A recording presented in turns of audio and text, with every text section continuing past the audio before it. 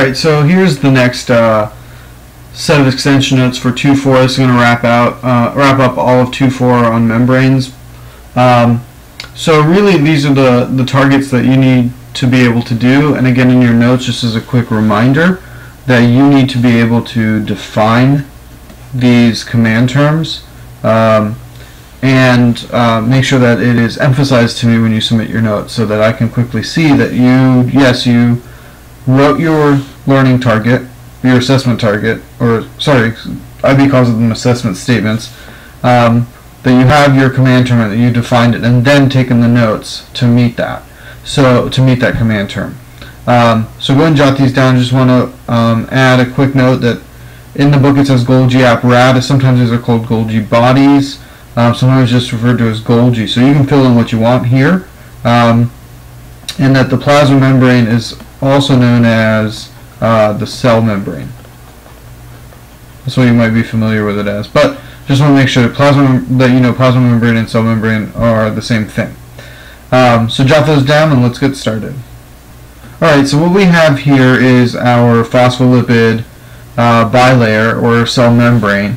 And so let's say that this is inside the cell and this side is outside the cell. So really what the first target's about is the two kinds of passive transport called simple diffusion and facilitated diffusion. And simple diffusion is what we previously defined as diffusion. It's basically particles moving from high concentration to low concentration.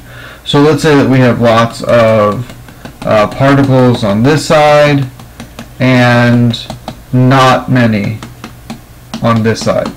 Well, what we know is going to happen, as long as these particles are key, and I would make sure you write this down, that they're small enough and that they're non-polar, they're going to be able to move right through that cell membrane or plasma membrane to the other side until they reach equilibrium, or the full name dynamic equilibrium, because those particles are going to be able to float back and forth as they try to maintain that balance. And so basically what's happening is that these particles are moving down the concentration gradient. Okay, so that's what's at play here in simple diffusion. But sometimes these particles are too big to be able to move through, and sometimes they need, or sometimes they are polar and they need a little bit of help. So in order to do that, we have, in facilitated diffusion, we have, let's say, a protein embedded in the cell membrane in this fluid mosaic model, and let's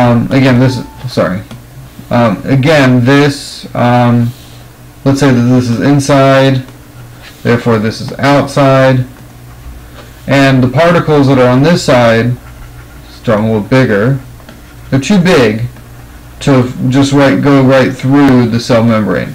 Okay, they're too big to go through. So really what needs to happen is that one of these needs to fit in to this protein, and the protein will pump them across this side. And that'll happen until they're at equilibrium, equal concentrations, equal amounts.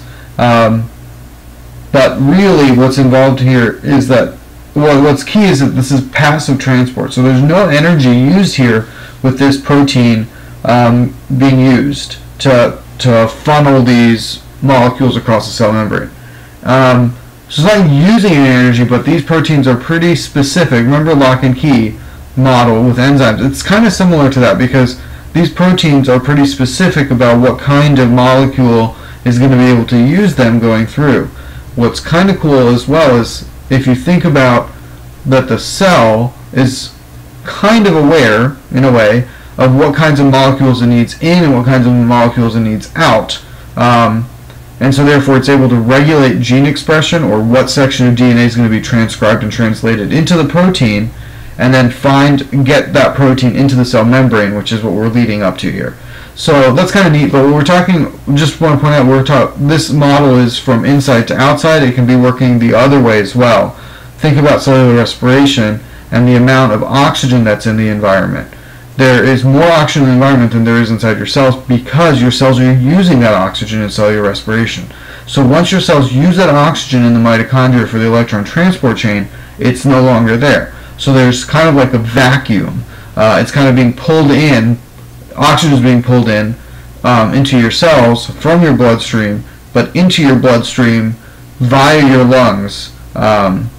So that oxygen is getting pulled in, but your mitochondria are also making, or the cellular respiration is also making carbon dioxide that wasn't there before. So there's higher concentration of carbon dioxide inside the cell than outside, so it's trying to get rid of it. So it goes both ways. I'm just drawing one model across the cell membrane. Okay, so that's the difference between diffusion and facilitated diffusion, is that in facilitated diffusion we might have things that are larger polar, or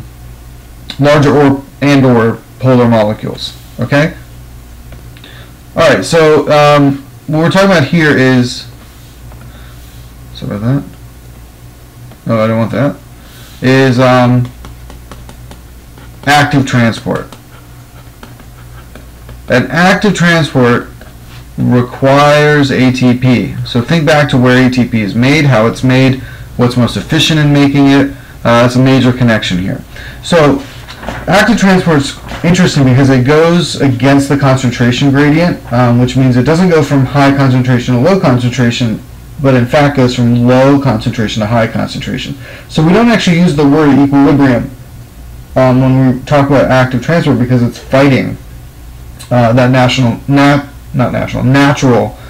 movement. So let's say we're again on the, let's do this. Let's say this is the outside.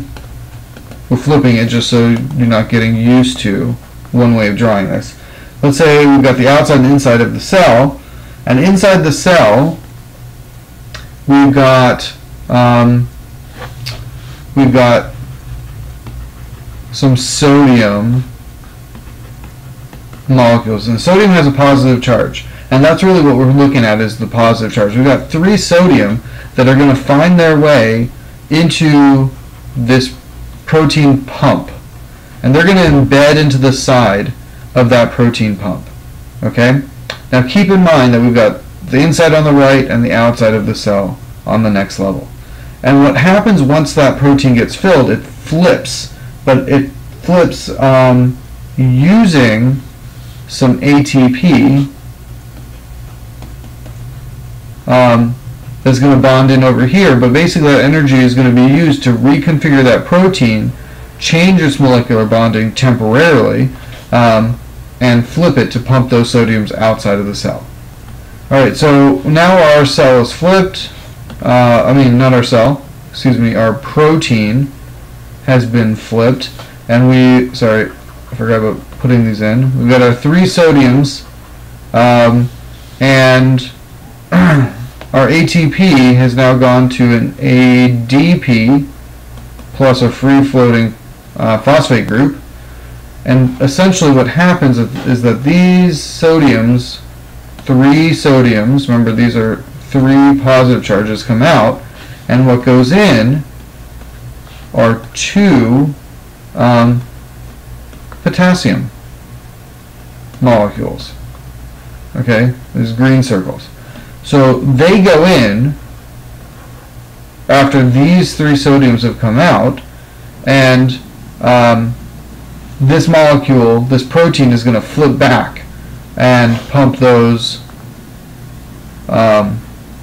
potassiums to the inside. So now we have a net difference of, we're putting more positive ions on this side of the cell. Sorry, I'm going to erase that. That's confusing. There are more positives on this side, more pluses, and there are less pluses over here. So this makes this an overall positive charge, and relative to that, this side is negative. And that causes a electrical gradient, which is important for some places in our body. We wouldn't function if we didn't have this and we weren't using this ATP, so we wouldn't be functioning without cellular respiration, aerobic or anaerobic. Okay, and this is really a good extension of this would be nerve cells. So if you don't know what I'm talking about, look it up or ask me in class. Okay. All right. Sorry, there's a little glitch there. We're talking about Golgi apparatus here. Here's my Golgi body or apparatus. Here's a vesicle that has come from, let's say, the rough ER. Remember, the rough ER has lots of ribosomes. It's making proteins. It's transcribed and translated the protein from DNA. So we've got a little protein or something inside there. Just to note that this membrane around it is the phospholipid bilayer, like you've been drawing. Phospholipid bilayer. And what happens is that it fuses with the Golgi body at the cis side, and it gets modified in here. There's a lot more chemistry going on, and then it comes out as in another vesicle on the trans side, and then finds its way out to the cell membrane. Okay. Now this is all part of transcription translation up here, and then it goes out towards exocytosis. Okay. So we're going to talk about that very quickly, but that's a quick overview, and your notes give you some more supplement. Alright, so here's our cell membrane again. And let's say we've got our vesicle. Remember that the vesicle is also made out of a phospholipid bilayer. So this is just going to be a real rough sketch. So we've got our phospholipid tails in there, and let's say we've got our little protein inside.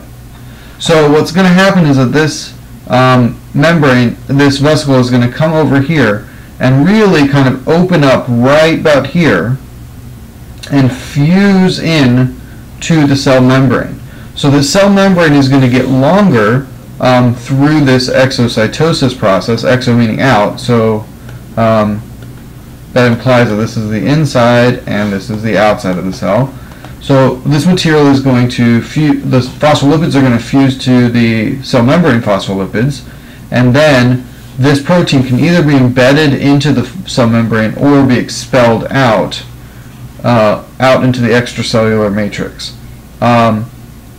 So that's really the process of exocytosis. Endocytosis is the exact opposite. And it's going the other way. And both these processes require ATP in one form or another, so they're both considered active transport. Two other words that you should be familiar with in your notes, and it doesn't say in the text, but there's a little green box. I'm not going to define them for you, but I just want you to make sure you do in your notes. We've got phagocytosis and pinocytosis. Okay? Define those terms as they relate to endocytosis. Okay? And I think that wraps it up. If you have questions, jot them down and we'll talk about them, okay?